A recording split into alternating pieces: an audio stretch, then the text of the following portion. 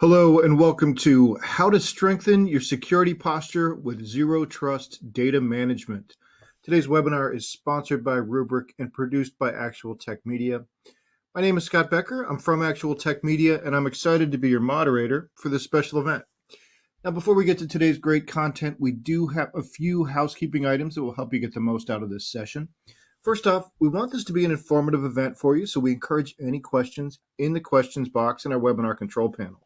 Not only will we have team members responding to questions during the live event, we'll also have a dedicated Q&A session at the end of the presentation where we'll discuss in greater detail some of the top questions that you ask. That Q&A panel is also the place to let us know about any technical issues that you might be experiencing. A browser refresh is going to fix most audio, video, or slide advancement issues, but if that doesn't work, just let us know there in the Q&A and we'll provide further technical assistance. Now, second, in the handout section of your webinar control panel, you're going to find that we're offering several resources. I'd especially like to call your attention to 3 PDFs. One is on Rubrik Zero Trust for Microsoft environments. One is on becoming unstoppable against ransomware. And the third is on Zero Trust Data Security for Dummies. Also in the handout section are links to the Gorilla Guide Book Club and the ATM Event Center. Those are both Actual Tech Media resources. The ATM Event Center has a calendar of upcoming events, and the Gorilla Guides, of course, are great technical resources written by Actual Tech Media on technology topics. So I encourage you to access those resources now and share them with your friends and colleagues. Third, at the end of this webinar event, we will be awarding a $300 Amazon gift card to one lucky registrant. Of course, you must be in attendance during the live event to qualify for the prize. The official terms and conditions of today's prize drawing can be found in the handout section. Scroll to the bottom and you'll find the prize terms and conditions link there. Finally, one of the best benefits of this event is the opportunity to ask a question of our expert presenters. So to help encourage your questions, we have a special additional prize for you. That's another Amazon gift card. This one for $50 for the best question. At the end of the event, we'll look at all the questions, pick out the very best one, and contact that prize winner. And with that, let's get to today's fantastic content. I'm delighted to introduce you to our speaker today. We have David Siles, who's Field CISO at Rubrik. David's going to present and then take your questions, which will be moderated by Eric Wallace. So now I'm going to turn things over to David. And thank you, everybody, for joining today. Again, I'm with Rubrik. My name is David Siles. I'm the Global Field CISO. I used to be the Field CTO for Rubrik. I've been with Rubrik now about 3.5 years and focus entirely on security in the field, how people leverage our product, how we're helping secure customers' environments, and then how we're helping people fight back against cyber resiliency, all through Zero Trust Data Management, which we're going to talk to you about today at a level of how we look at it from dealing with cyber resiliency. So thanks again for joining us today. And again, please feel free to ask questions. We really want this to be beneficial for you. And if you have a question, feel free to ask it at any time, and we'll get to those during the Q&A session. I'm here to talk about how we're going to help you think about operationalizing your business for operational resiliency and business continuity, and specifically with the lens of how to look at it from recovering from ransomware, because it's probably the hottest security board topic, way beyond IT security now. It's at the board level. So let's start by thinking about, which disaster situation here or scenario is worse, right? The hurricane bearing down on the coast of Florida, and I happen to live in Tampa, so every season when the hurricane season comes around, we deal with this. Or the adversary that you may not know, may not see, that's been in your network for weeks, maybe months, stealing your data and getting ready to drop a payload that will essentially take all your data hostage. Right? Obviously, most people will say, I'll take the hurricane because it's well-defined, it's well-tested, we have plans for it, we know when it's coming, we know when it's going to arrive, the duration of it typically, and when we'll be back to operational state. With an adversary in your environment, you have to do a lot of threat hunting and detection to find that they're there, and hopefully you're finding them before they ever have the ability to steal your data or take you hostage. But many times for businesses today, it's not possible. So if you don't have a solution that can cover both scenarios here, both a natural disaster, traditional business continuity, and operational resiliency or cyber resiliency, you're going to lose because one of these two are going to take you out. So let's define some terms here so that we are all working from the same base of reference. When we talk about disaster recovery, it's with the lens of recovering from an IT event that's usually something, again, that's caused by a physical event. That's a fire, flood, hurricane, whatever it may be.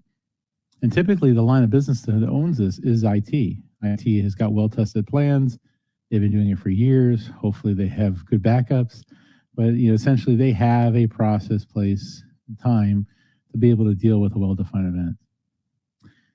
When it comes to business continuity, right, we're looking at the side of the business that has to be operationalized to keep the lights on and revenue generating. So recovering the business to a predefined level, and that level is typically defined through a customer going through a business impact assessment, where you take and analyze your entire business, understand the critical infrastructure and the key applications and assets that you need to be able to operate at that level, and then figuring out from a cost impact perspective, how much downtime can we take?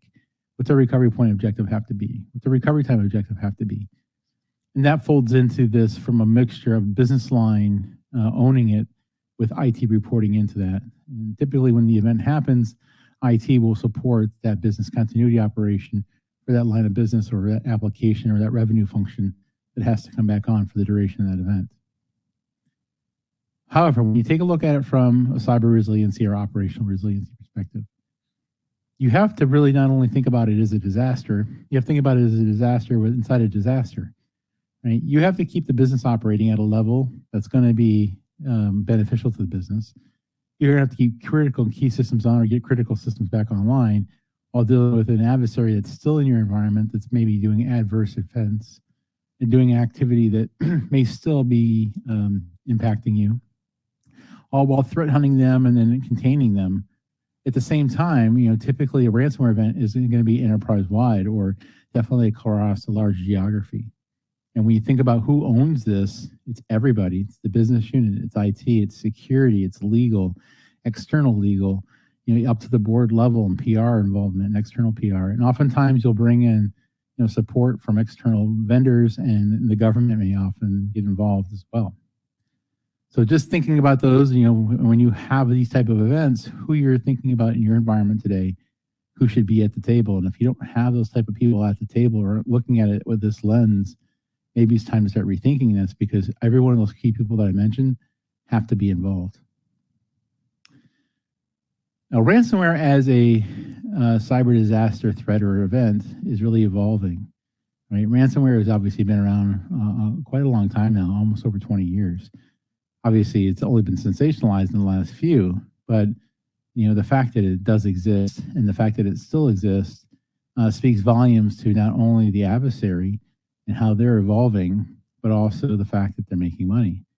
If no one paid ransom, no one would be ever held for ransom, because no criminal would spend the cycles and the time to maybe go try to invent an encryption event in your environment unless they knew that they were going to have a very high chance of getting paid. Now, when we look at landscape evolving, really we've seen kind of three different areas of expansion. First, obviously, ransomware as a service has been around for a while. It's becoming very much more sophisticated at a price point that continues to reduce. Like any good SaaS service, you get more functionality for a cheaper price. And this is typically consumed from a dark web or under web experience. And the events that you can kick off now with ransomware as a service require very little to no technical skill. I can log onto the dark web right now for $50 and kick off a ransomware event against a customer. That said, while those are the events that happen most frequently, they're also the most well identified, the most well contained, and oftentimes, you're able to take them out of the equation before they cause too much damage. It's the other actors that you have to worry about who are affecting ransomware events today. Your organized crime, your nation state sponsored actors, and the hacktivism actors who will go to the nth degree to improve their point. When you look at what the type of attacks have been happening, one of the things that we're seeing is this massive expansion into data theft and IP theft, with the intent of not only leveraging that data for possibly financial gain, but also for brand reputation impact. Right? So typically when they're in your environment, the first thing they're doing after they've done the enumeration, scan, and have command and control architecture is start exfiltrating data. Right? They'll steal your data. They'll take it out over time so that it blends in with the traditional data load. And then once the event kicks off and they've maybe invoked an ransomware event, or even they just make a direct threat that they've got your critical information, your IP, your customer list, and that they're going to make it public. And depending what industry you're in, this may also invoke disclosure or possibly fines under certain types of compliance requirements. And so that double extortion hit, is kind of the double whammy. If they've stolen your data and they also drop the ransomware, you're going to have to deal with both of those. And we've also seen an explosion in the amount of ransomware payments. Last year, over one ransomware event, for sure, paid over $30 million in payment in demands. We don't see this slowing down. It continues to increase. Now, obviously, the adversary at some point is going to max out what they can get. And we're seeing cyber risk insurance companies start to push back on these massive payments and saying no, or shared responsibility. We'll pay to this umbrella cap, and it's on the business. And can the business absorb that? So there's companies that obviously go out of business over ransomware. There's companies that have treasury set aside to deal with this situation. But if you're thinking about how much money you want to lock up, to be able to deal with this type of payment situation, it's substantial. If you think about it from an investment cost perspective, there are solutions that we can help fight back here and deal with this for much less than that ransomware payment. So let's look at a couple of cases that were obviously headline news that made worldwide news at that, and walk through kind of what they were attacked by. We'll start with Colonial Pipeline, probably the most high-profile attack that happened in the States last year. For those of you that aren't familiar with Colonial Pipeline, they're a oil fuel services company that moves fuel, jet fuel, diesel products, heating oil, up and down the East Coast, pretty much from New Jersey all the way to the southern states in Florida. They were attacked by a ransomware as a service tool, right? So the attacker was not very sophisticated, went out and bought a tool that just happened to be a very good tool, and also happened to be able to affect and take out the SCADA systems. Now, this being an attack, obviously taking down critical infrastructure, many people thought the worst. They thought nation state. That said, the reaction from our citizens across the general population, and obviously people who were definitely impacted by the outage, they had a much worse impression of this attack. I can tell you that we are part of the solutions that defend Colonial Pipeline. We weren't the only one in play during the event, but we were the one resiliency provider that was able to bring the pipeline back online.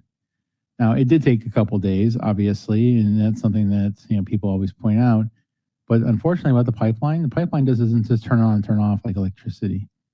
Once it goes down, it has to go through a very massive process of safety checks and operational checks before it can get back on and turn back on. So while the systems that needed to be there for operational resiliency were successfully back on in a very short amount of time, you still have that process of taking it through the proper process to power the line back up. The primary factor for taking this out was not to take out critical infrastructure. It was straight ransomware request. To the point where, when the authorities and the intelligence agencies and all the way up to the White House got involved, the best of our best intelligence community were able to identify, kind of who the perpetrator was. So, they did allow, Colonial to make the insurance payment of around $5 million for the ransom. But there was a very good chance they would be able to track that on down. They were able to do that. That money was recovered as well. So from an operational perspective, the IT teams inside of Colonial were really well versed. They were tested. They had a plan. They knew how to operationalize it. And they were able to use next generation zero trust data management to be able to bring themselves back online. Let's look at one other one. This was obviously more IT focused. So if you've never heard of SolarWinds outside of a newspaper article, I'll give you a little bit of background. But SolarWinds essentially is a developer of software, an independent software developer that makes enterprise applications to monitor network state, performance, and bandwidth, and things along those lines in their toolkits. They were attacked by a nation-state actor, right? The nation-state actor was able to penetrate not only the SolarWinds environment and then persist undetected for many, many months, maybe up to years. They were able to leverage the developer's own tools to inject their payloads of threat acting APTs, or advanced persistent attacks and techniques, and get that into the code base. And then it was signed and sealed by the official certificate for the development source of SolarWinds. So it looked like official code. And as you know, SolarWinds, if you look at their business, they have the ability to push this out across a wide spectrum of vendors, from cloud vendors to direct resellers. They have ISV agreements and OEM agreements. Every single one of those chain steps were able to push down to the further edge into the customers, the enterprises, the banks, the financial markets, the government, essentially this infected code. And that then allowed the adversary to be very strategic about who to drop into and see what's going on in their business. Now, they use that very sparingly, because obviously as you have more use of a tool, the more expansion service it has, the more it's easy to detect. But they were very, very, very targeted here.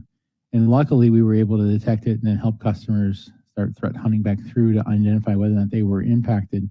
But just another example, and this is obviously when you have an adversary who has unlimited resources, unlimited budget, and unlimited time to wait out, the game, not necessarily needing to invoke a ransomware payment tomorrow, you're in a world of hurt if they've targeted you. Now let's walk through what the anatomy of a ransomware attack looks like. So I don't think everybody always sees this, and they just think, I got hit with ransomware yesterday, they encrypted me. That's actually, a very small piece of the equation. Everything typically starts with some form of distribution campaign. This is where we have, things like phishing attacks and email, spear phishing or targeted attacks against one individual, things that take advantage of email, human interaction, socialized media, weapon websites, down to the fact that, your employee may pick up a payload on a memory stick that was just dropped in the driveway of the business and think they got lucky and got themselves a new memory stick when they're the carrier into the business. No matter what happens, that campaign's the whole goal in life is to drop some infection code that's going to be a set of helper applications that are going to be there to help identify systems, get things set up, and then actually it will be the one piece of code that will bring down the actual ransomware. Ransomware today doesn't come down typically pre-compiled anymore. It's all typically polymorphed or 0-day, built on the fly, run in time type code, because they want to get through everything that you've already been spending money on. The endpoint edge defenses, network application layer, EDR, things along those lines. Once the adversary is in there, they're going to start staging. They're going to get themselves persisted. They're going to get in memory. They're going to be able to persist on reboot, and they're going to start then expanding their footprint by scanning across your environment, looking for different systems they can attack, understanding where the critical high-value targets are, where the data lives, and then trying to capture as many credentials as possible that proliferate east and west and north and south throughout your entire environment. Once they feel comfortable where they're at, they're going to start that data exfiltration process. Typically, we see this in most attacks now. They'll start stealing and copying out the most sensitive information and privileged information in your business. Only after that, and they've got everything done in their stage, and they've already taken off, the payloads that they need, they'll have a command and control event, and it'll sit down and say, go out and encrypt everything that we know about using these credentials, and take out these targets first, take out these second, take these out in order. When that happens, then obviously your business is down. You're going to get employees calling in, I can't access data sets, systems are going to go offline, things along those lines. And typically one system, will be that patient zero, that first person says, hey, look, I got this payday request for a ransom note on my desktop. They may not be patient zero, but someone's going to call and report that in.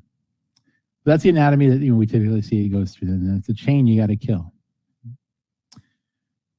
So how can we start fighting back, right? It does come down to having multiple layers of defense in depth. No one solution is a silver bullet here, folks. However, data protection is your last best line of defense, and data protection is not created equal by any imagination. Right? You have to be able to have a next generation data management platform that takes advantage of zero trust technology and has the ability with additional value add to be able to help you identify when things are going bad and make sure you have a good copy to recover from, and then do that in a timely fashion that keeps your business operational. It starts by having guaranteed recoverability, or what we call native immutability in our industry. It's that guaranteed copy of last resort that you can trust, you know is valid, you know you're going to be able to recover from it, and you can test and bring online in a fast and efficient fashion.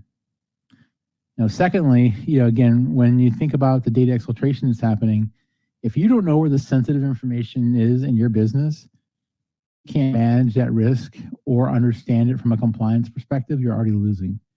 You need a tool, and I don't care whose tool it is, but you need a tool to be able to scan, identify, classify, and manage the risk around your data. Whether it's in a database or unstructured data that's living in the file share, you have to go through and have an understanding of where that information is, how you're managing it, is it in the right place?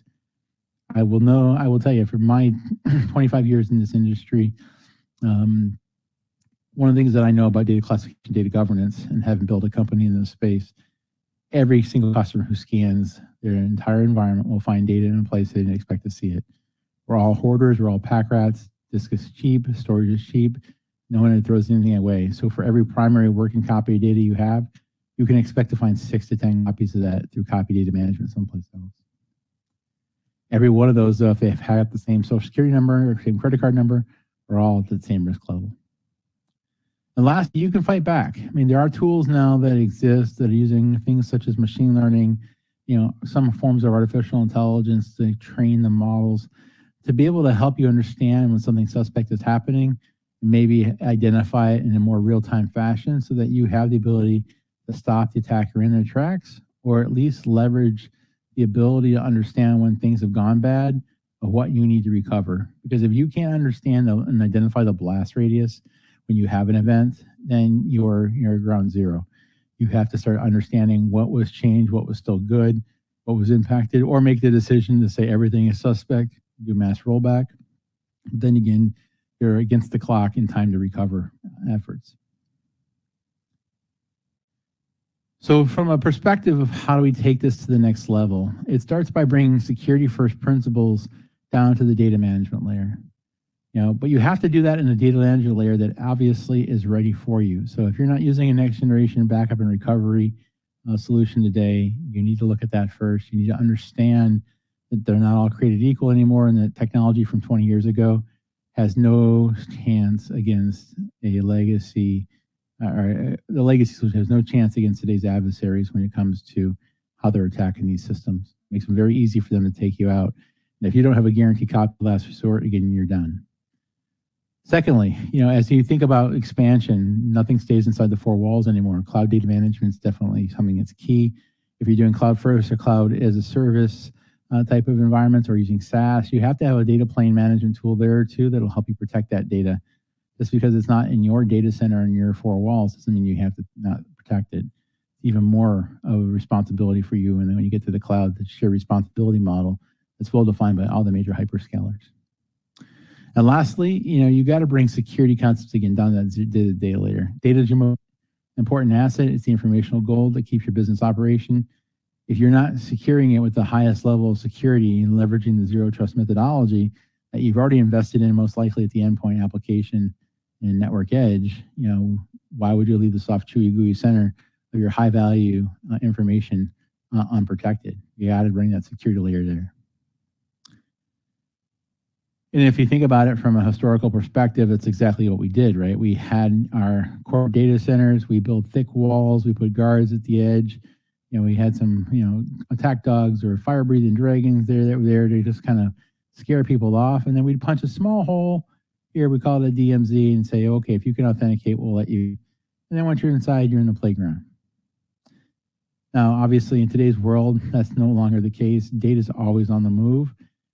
even before COVID, we had data going to the cloud, we had data going to SaaS services, shadow IT, people working from home, remote work, VPNs, all that was punching more and more holes in those thick walls. But as we've looked at it over the last year, obviously with COVID-19 and pushing a lot of people who historically were never going to work at the edge to the edge, in a very short amount of time, we blew open the security barrier. And so when we're thinking about converging here, we're saying that the attacker, the adversary, is out here at the perimeter edge. Their whole goal in life still is to get your data. And so if they can make it through all these edge point, end-to-point application detection defenses, the game is over. Unless you take and build cyber resiliency and data security and zero trust methodology into that data layer, so that if they do try to make it through, they're still going to get repelled back, and you'll be able to actually have that trusted copy of last resort. Now, the reason why this is such a big issue when it comes to data management is, the problem with ransomware recovery today is really kind of threefold. The first is it's obviously targeted. It's the number one system that they're going to take out before they affect any production system, because if you don't have a guaranteed copy of last resort, you're out of business. And unfortunately, a lot of the legacy solutions still use common infrastructure technologies and open protocols like SMB and NFS. And they have to do that because they have to have a transport layer. They have to be able to see their disk targets that they're writing to. That makes it just as easy for the adversary to find it as well and then attack those same systems. We see it happen many times over in the industry. Secondly, once you've been attacked, being able to identify the blast radius of actually what was impacted is absolutely key. And if you can't do that in a timely fashion, you're not going to be able to get the business back. And for some customers, even if they have a good backup, this part may become so painful, they still invoke the ransomware payment. We've already talked about this briefly, but again, is there high value sensitive data that was impacted? Do I have a disclosure event? Do I have to file notice with my employees for HIPAA? Do I have to give customer notification if I'm in the medical industry? There's due requirements for automatic disclosure. A lot of different impact, and if you think about it with the lens of the global world, we work in things like GDPR and CCPA come into play as well.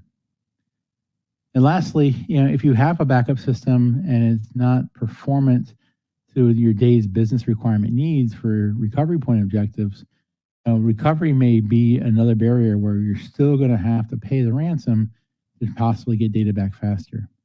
We also often see recovery is slowed down quite a bit when it comes to a cyber resiliency operational recovery event, because security teams and IT teams don't always necessarily work together. Sometimes they're often disconnected. And if this is the very first time they've ever come together, you're in a world of hurt because they don't necessarily understand how each other work. And they all have competing goals. IT is trying to get business operationalized and back online as fast as possible. Security is trying to contain. They're trying to shut down certain access. They're trying to put walls up to stop, the lateral movement of the attacker. So you have to have a team exercise, bring these together and have it well exercised. This is visually kind of depicts what I talked about the open protocols, but oftentimes we see without the air-gapped immutable copy of data, the attacker will get in, they'll enumerate the environment, they'll see the backup servers, catalog servers, disk-to-disk targets, anything that they can talk to, especially if it runs on a system that may be more open in terms of ports and application stacks and fabrics that are on top of it. They get attacked and taken out. Right? Now, when Rubrik just happens to be deployed in a customer's environment, there are other solutions that achieve the same level, but not necessarily how we do it. We never connect our data repository of where your final copy of data lives on the network. So we take that scan, enumerate, and attack phase out of the equation. Even if they could, in our environment, you cannot change the data on a Rubrik cluster. It's written in such a way that it's append only. There's no modify or update capability. And so all new data writes or all new data changes happen out of band and they're written into a new session. So they all stand alone. So just a couple of things where, the lens of what you're using and whether or not you have a next generation data management platform can give you, these types of solutions will give you this level of resiliency, some to better degrees than others. But let's look at the threat, right? I mean, ransomware comes in, locks down your data. Again, somebody's going to get that note on their desk. The natural question is going to be to IT is, are we paying the ransom? Of course, everybody's going to want to try to attempt to recover first, and that's the most logical answer. And then you start kicking off parallel processes. You have to engage IT ops. You're going to have security ops. You're going to have legal, HR, hopefully using external counsel in the environment as well, because you want to be able to have certain things talked about under client attorney privilege.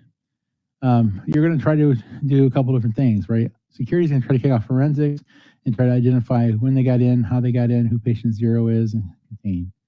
IT is going to start bringing back to business operationalize as fast as possible. They're going to have to quickly determine where the backup's compromised. If the backups are compromised, you're paying the ransom. If you've got good safeguarded backups, then you have to be able to understand, again, blast radius, what to recover. And if you get stuck down here and time takes days to weeks, you may still be back to paying the ransom. And if you even have that data set identified, can you recover it performant enough to get your business back and operational? There are many stories of people pulling tapes, re-indexing, and recovering for a month. If you think about it with the lens of a next generation data management platform, a couple things happen. First, you're going to get a safe copy of backup, right? It's been proven in the industry many times over across thousands of customers that there are vendors who can guarantee their backups are bulletproof. Now, nothing is ever bulletproof, obviously, in the security world. And if anybody told you they were 100% secure, you shouldn't buy them, right? But there are things you can do and mitigating controls you can put in to make your safeguarded backup as resilient as possible before thinking about good data management, having 3 copies of data, 2 different locations in 1 different format. Now, one of the things that we've done in our view of the world is we want to make sure that everybody's looking at the same data, everybody's operationalizing it the same way. And so we want to bring across, collaborate the IT ops and the security ops. Now, if you aren't doing this at a technology level, you definitely need to do it at an organizational level. If you've never done a cyber resiliency tabletop exercise or a live fire exercise and ever brought these teams together, you need to do it fast. You need to be able to do this before you have an event, because if you're doing it during an event, people are learning on the fly. They don't necessarily always understand the other person's job and role, and you're not going to have well-defined lines of reporting, well-defined lines of attack, and well-defined lines of operationalizing. Now, if you have brought these together, great. Either way, you still need to have a good guaranteed copy of backup data, but then you want to have tools that you can layer on top that'll give you the ability to identify the scope of the impact, the scope of the attack, the blast radius, so to speak. And that's typically done at a data set level, and then there's a level of forensics that are happening in parallel with either your internal teams or external experts to identify who patient zero is, how they persisted, how they got in, where they lived. That's a layer of forensics incident response. It's going to have to be in here as well, but it's above the data layer. The other piece of the data layer is you have to understand is sensitive data walked out the door. And if you're not discovering that proactively, and you're doing that with some form of tool, again, you need to start doing that. And then you need a performant recovery capability, right? You need a system that has enough horsepower, resources, and can be self-contained to be that operational framework that allows you to power on and run applications, even if you don't trust your production environment. You have to be able to have a bastion host and a safeguarded copy of data that you can trust and start recovering from. And then you kick off that recovery process and continue to work through it, starting with your most critical assets, your tier 0, your tier 1 assets, all the way through to the stuff that's nice to have. So I want you to ask 3 questions of yourself, and if you can't answer that you know this, then you are already behind the 8 ball again. If you don't understand who's touching and using your data in your business, and you're not tracking that or have some form of tool to audit that, you're not going to stand a chance of protecting yourself, because you can't protect what you don't know. Secondly, you need to know what permissions people have, what they're doing with data, how they're accessing data, how they're moving data. And that expands beyond just the data management layer. That goes to the network, the edge, things such as DLP and CASB solutions that are looking at how data moves and transfers to the cloud and shadow IT. And you also need to be able to classify where the sensitive content of your business is. How are you managing it? Who has rights to it? Are you over permissioned? Are you in the right security framework and posture? And this is obviously a question that gets asked during audits, but not necessarily asked all the time. and businesses never shut off anymore. Data is always being created. You got to be continuously monitoring, managing this last question. So there are ways to do this. One way that we have from my company is the ability to turn on a SaaS offering that will give you the ability to analyze all your data after every single backup. All right, so how we operationalize it, once a backup's complete, we will scan through that backup leveraging a set of profiles and intelligence analyzers that have been defined either by the customer or by our solution, and then give you the ability to scan that proactively for identification of new data, changed data, modified data that still has some kind of form of risk or exposure. Leveraging the ability then to push that off into intelligent powered solutions such as SIEM solutions and security orchestrated response solutions is key, because then you can start cross-correlating this data with other event data that's coming in from other sensors and other systems to see if there's any correlation or causation. And being able to detect this and do this with a near zero impact to the production environment is something that we excel at, because we work from the point of a data protection backup. We put zero impact on production. And lastly, we have the ability coming up in our next first half year here to start doing user behavior analytics, user access patterns, and permissions management. And as we bring that together, then you'd be able to think about the ability to answer the question of the 5 W's of data: the who, what, when, where, and why. So I want to leave you with the thought that you need to be thinking about next generation data management. You need it with some form of security that's going to give you that trust that you can, or that belief that you don't have to trust anybody blindly, that there's zero trust at every level.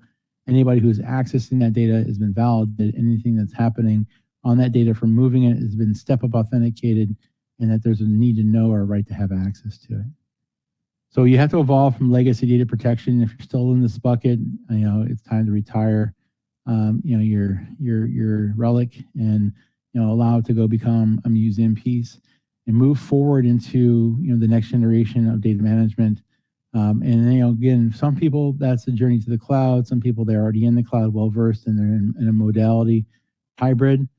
But you need to still get to that last layer where you've taken that whole approach, you've made this journey here, and you have the ability to layer on through value add, either OEM solutions or security value add integrations at the API layer, the ability to defend, again, every level of your data environment with a zero trust methodology. So from the network to the data layer, you need to be able to posit that.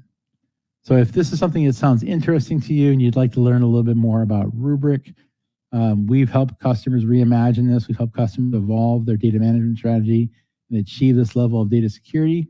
We're well famous for being the one vendor that will put a ransomware warranty out where we guarantee our customers can't recover for some reason. We will pay up to $5 million in recovery services. But we also keep businesses operational. We have the ability to give you always on available data with the ability to analyze that data, leveraging what we've talked about here, those tools that help you fight back, artificial intelligence, machine learning analytics and analysis, and then being able to also then do this in a recovery fashion that's orchestrated. For our largest of large customers, they have thousands of nodes and tens of thousands of virtual machines. Doing a recovery in a manual process just doesn't exist. They have a well-defined blueprint. They have a well-defined impact level that they have to achieve back to for operational status, and we map that in and then operationalize this at an API level that allows them to have that mass recovery. Again, you want to have a tool that's going to give you the integration between security ops and IT ops and bring those teams closer together. And again, if you're not bringing them together today, you need to start doing that. So the first time you're bringing them together, it's not during an event. And really, at the end of the day, what we want to give you is that complete environmental protection, whether you're on-premise, in the cloud, at the edge, wherever you want to live. Rubrik has a solution to be able to protect you for that.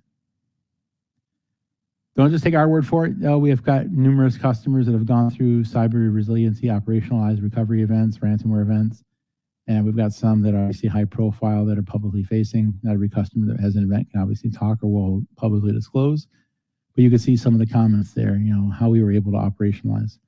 One of the things that I'm very proud of is, the time I've been at Rubrik, actually since Rubrik's been started as a company, no customers ever lost data that we haven't been able to recover. I'm not saying they didn't shoot themselves in the foot sometimes, but we have multiple layers of defense in depth. We have multiple layers of mitigating controls give you that level of security, resiliency, and operationalizing you need in the next generation data management platform with zero trust throughout, where we can give you that capability.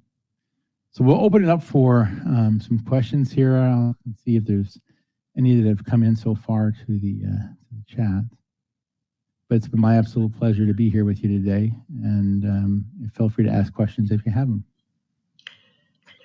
Thanks, David, for that insightful presentation. We'd like to open the webinar up for Q&A, so let's jump right in and address some of the questions that the audience have shared during the presentation. And the first question is, in AI, ML powered intelligence, can you talk about unsupervised machine learning implementations like what DataVisor uses to identify anomalous behaviors rather than using static payloads, for example, virus payload matching? Yep. Yeah, absolutely. I mean, there's obviously many different ways to build defense in depth. I mean, signature-based detection is still valid, and it's valid for things that have been known in the wild. But having a model that's powered by machine learning that has the ability to self-learn in real time is absolutely key. Today's adversary is polymorphing their code. They're doing things just in real time is the systems that can help you defend and fight back to. And so having a system that's leveraging some form of machine learning, whether it's supervised or unsupervised trained, doesn't really matter to me as much, as well as the fact that it has the ability to adapt. And obviously, with a lot of the solutions today, they're SaaS powered, so that you're not at the disappointment or disadvantage of having to do firmware updates. You're getting the best real-time intelligence always available to you, and it's maintained and pushed out as the worldwide set of data that's being analyzed is learned about. Great, thank you. The next question is a two-part question, and the first part is, how mature are such unsupervised ML-based defenses currently? And the follow-up question to that is, what about reinforcement learning-based defenses? Yeah, so somebody's obviously doing a lot of research in this space. From unsupervised versus supervised, it's just going to be down to, did we have a good data set to start with that we wanted to put the guardrails up and then say, learn from inside this space, or just let it go look at, the entire forest and say, learn as you detect things that are not behaving the way they should be behaving. Both are valid. Some require the ability to explode things in sandboxes and whatnot, which do bring in, the effective rate of, false positives or detection rate. But there are certain systems that, unfortunately have to be designed in such a way where you can only explode up to a certain size file and still keep your operationalized business performant. The downside of that is, if you have a 5 meg cap on your sandbox and you're learning on that, the adversary just needs to make a 6 meg payload and it'll never get exploded, and it'll slip right on through, which is obviously what's happening in today's world, because of all the next generation endpoint detection response and systems and things along those lines that are doing those next generation techniques worked, they would stop the attack. And I'm not saying that they don't, they do, but they still have environments where those have been deployed. They've made it all the way through all those layers just by being truly 0 day and having no way to be classified or identified as suspect. And then when they're in, they're in. And so it's always going to be a defense in depth. But a great question. I'm a fan of anything ML powered, that has the ability to learn on the fly or adapt. Not saying signature-based detection is not valid, but being able to target things specifically, and there's so many signatures anymore. If you wanted to scan the entire virus total database, you would never get done with a backup before the next one had to kick off and scan. It just even with hashes, it just you have to be a little bit specific and spearfish yourself on what you want to threat hunt.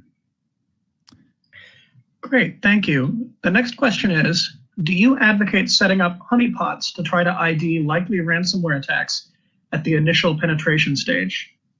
Yes, absolutely. I mean, honeypots, or for those who don't know what a honeypot is a specific set of data or system or some target that if it's being messed with is something it's not operationalized by the business, because those systems should never being touched.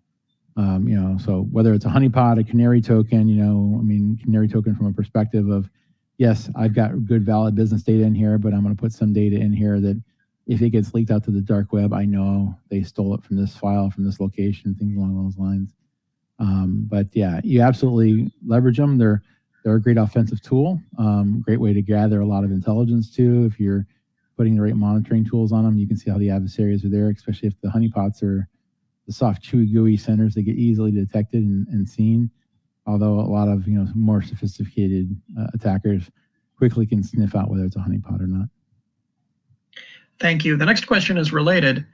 To disrupt ransomware attacks, can higher and higher value honeypots be spawned to distract the attacker, to steer the attacker down rabbit holes, to delay the progress of the attack long enough to trace back to the source forensically and thereby limit the blast radius? Possibly, but unfortunately, in the way most attacks work today, they have already been in the environment for a long time. So if you start spawning honeypots at the point of detection and there's an adversary in your environment, unless they're not very sophisticated or a kitty or somebody who just came in for the quick hit, they most likely have been in for a while. They're already going to know whether or not that system was valid or not. And so if you start doing that kind of stuff, it may tip them off that you're onto them, so they may accelerate their exit, or they shut down their command and control architecture so they can't get traced back. But from that perspective, I would say your best bet is to have some up there, but like everything else, watch things, and then when you have to go on the offensive during an active response event, you're going to go for containment and control and getting that back under your side of the table or your ownership. Doing more honeypot type of stuff, unless you had a very specific reason that you thought that they were going to still go threat hunt or still go data hunt. At that point in time, I think it'd be a waste of cycles. Thank you. The next question is, we're struggling to recover from a recent ransomware attack. Do you have any advice? Well, I'm sorry to hear that. Obviously, you can't rewind time. That's one of the things I always get asked when people come to Rubrik. It's, how can you help us recover? And if we weren't protecting it, we don't have a copy in our immutable archive. Unfortunately, we're going to be able to be a consultative approach versus an active part of the recovery. That said, contain as much as possible. Obviously, keep the original systems for forensics. You never know when they're going to maybe keep an image around, I should say. So if you have a new variant, sometimes they can get a command control architecture taken down and get keys. Sometimes they can reverse engineer it with bad coding that was done by the adversary. But oftentimes, if you're in that situation, you're really in threefold. You're going to have to obviously make the business decision whether or not paying the ransom makes sense or not. And obviously, depending on who attacked you, whether or not you can legally make that payment or not. You do need to bring in an external negotiator. Don't try to negotiate yourself if you're still in that situation or in that perspective. If you're beyond that phase, then you understand this probably already. Make sure you have external counsel involved. Talk to your legal team. Make sure that they're ready to be called. And understand how to engage that external counsel, because you're going to want to copy all communication, even with the attacker, under attorney-client privilege, because at some point there's going to be some legal cases that come out of most ransomware events. Whether it's the customer impact, your partner, third-party vendors, whatever it may be, employees even. If you haven't obviously engaged and know who to call from a law enforcement perspective, get law enforcement involved. They're going to obviously be there from the forensics, the legal side, and trying to identify who the adversary was. They're also going to be a great consultative resource. They're obviously never going to tell you to pay the ransom. So there are certain things that you have to make a business decision. Understand who your cyber risk insurance company is, what the policy premiums are, how do you evict it. Oftentimes when you call into them, they're going to also start the process of sending in their teams. They have specialized teams, SWAT teams that drop in, and all they do is deal with these type of events. So that they're going to help you contain, control, forensically keep a copy of the data and start the recovery process. And then engage your vendors. No matter which vendor you have, if you've got a vendor, in the data protection space, every single one of them should take your call, whether you're under warranty or not, and help you. We do that here at our company. We actually have a specialized team. If you were to call in with a security event, you're going to get a whole response that's coordinated across the globe, that follows the sun. You're going to get a dedicated point person, and we do this on a daily basis. We're experts in it, and we'll help you start operationalize recovery. If you're in that situation with a vendor that may have been more impacted than our solution would have been, you probably still need to engage them, because you're going to have some form of engineering technical services at some point. And then obviously don't forget to involve the entire company from an update perspective. And this is why it's so critical that you do cyber resiliency planning and testing in advance, because you're going to need to know how do you tell everybody to log off, how do you contact people if emails down, and make sure you're having a copy of your plans and the cyber resiliency plans stored somewhere that's not on the servers that probably may have been attacked. Keep an out-of-band offline copy. Make sure everybody who's critical to the system or is on that response team has a copy, so that you can operationalize that as fast as possible and learn from the lesson. Most people need to start with user security awareness training. Always our weakest link is the human firewall. So if you're not phishing your own employees and training them on what phishing looks like, you need to be able to do that. You need to be able to really help yourself by training your weakest link. Great, thank you. The next question is, what's the biggest mistake you've seen companies make getting started with implementing zero trust data management, and how did they solve it? Well, I think the biggest mistake is doing nothing.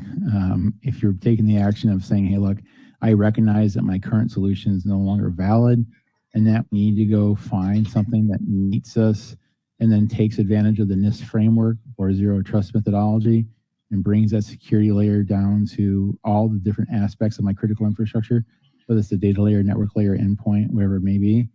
You're taking the right step. From a vendor perspective, you're going to have to do your own research. Obviously I'm biased. I work for one of the vendors in this space. It happens to be one of the market leaders. But not every solution fits every customer or every budget. So depending where you're at, if you're in the SMB side of the world, we may be a scale above you.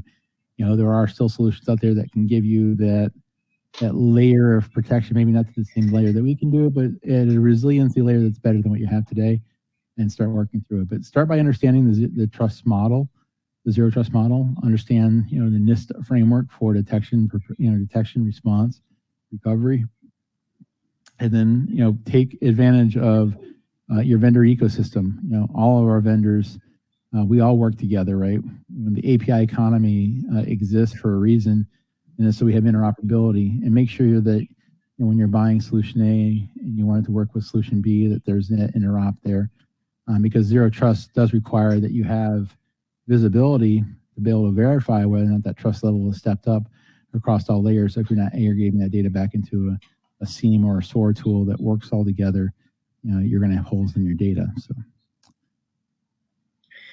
thank you. The next question is, and you started to cover this in the previous question, at what point do you need to contact FinCEN or the FBI or other law enforcement bodies? Yeah, obviously, the sooner you get them involved, the better. Not everybody wants to disclose until they have all their ducks in a row on the internal side. But one of the things you need to know is if this is ever going to become a legal case, or you want to go after somebody through the law enforcement side of it, they need to get in early to establish chain of custody and have a record of the event, how it started, how it proliferated, and then they're going to want to start locking down from a forensics perspective the systems that were impacted, because essentially it's an active crime scene. And obviously, if you're in a financial market, you obviously have other regulatory bodies that you have to notify, and FinCEN being just one piece of it. But you also want to then tie up all the ISACs and all the resources you can, right? While we all compete in the global world and economy, I know one thing that I've seen during ransomware events is that even your biggest competitor will want to understand how they got in, make sure they're not the next target, because we see industries get attacked in mass.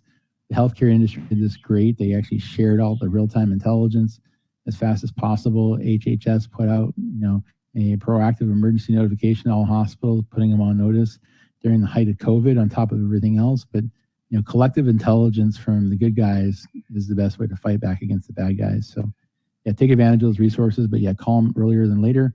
Obviously, talk through your legal process with your legal internal counsel, external counsel, so that you all have a coordinated front, and most likely, someone from legal or the financial office will be the person that's going to invoke that outreach to law enforcement, so that it's coordinated in the proper way. Thank you. The next and final question is, what's next in the field of data security? Are there any exciting new solutions coming down the pipe this year? Well, that's a loaded question. Security is the hottest segment in all of technology for really outside of what's happening in the virtualized world, virtual reality, augmented reality type of stuff. So from a security perspective, anytime you go to an RSA conference, you'd see 1,500, 2,000 new vendors. This is many come as go, but everything is typically some form of iteration on something previous. I think, the advances in security that are going to help people the most are getting security with zero trust at every single layer, taking advantage of, artificial intelligence, machine learning capabilities, and aggregating that in near real time or taking correlated action at an API level is key. And, from a vendor perspective, I don't have to give out specific names, but there are certain vendors that are doing next generation things that are evolving the ability to do real-time detection at wireline speed on network wire, and their accuracy rate is well over 99%. So some of the legacy technologies that we were talking about earlier, things like sandboxing and exploding, where they have those limitations, those are going away. And faster and faster processors, faster and faster bandwidth, always on connections to the internet allow that level of value of intelligence to give you that kind of scene micro-segmentation view of what's happening in your environment. And those technologies, while not cheap, are some of the next generation stuff that's really coming out.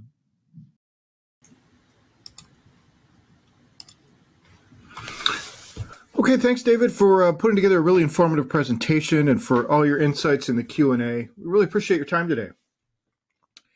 And before we wrap up, we have one more piece of business. It's the Amazon gift card prize drawing. And the winner of that $300 Amazon gift card today is Justin Carter from Ohio. So congratulations to Justin. We'll be in touch to get you your card. And with that, on behalf of the Actual Tech Media team, I want to thank Rubrik for making this event possible. And thanks as always for attending and for your great questions. That concludes today's event. Have a fantastic rest of your day.